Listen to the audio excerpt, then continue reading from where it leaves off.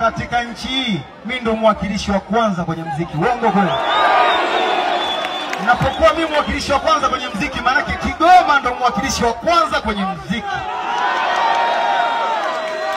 Kama kuna kiumbe chochote kinafanya muziki nchi hii kinaniweza, kisogee mbele yangu. Kama kuna kiumbe chochote, niambie kitu. Kigoma wewe. Hapa katikati nilikuwa niko na harakati nyingi za kimataifa. Huko nyuma kwa kuna dharau nyingi za kijinga jinga. Nikasema hawana adabu hawa. Nikawatia misumari. Misumari inaitwa shikeni adabu. Nimeweka misumari, nikaka namba 1 2 3 nakuja kenge yote wasogea hapa. Mpaka sasa hivi nataka tushamaliza ndio watu waanza kusogea sogea. Lakini ile ilitoa kwa kuwashikisha adabu, kama shikeni adabu na mtoto wao Kigoma. Shika adabu.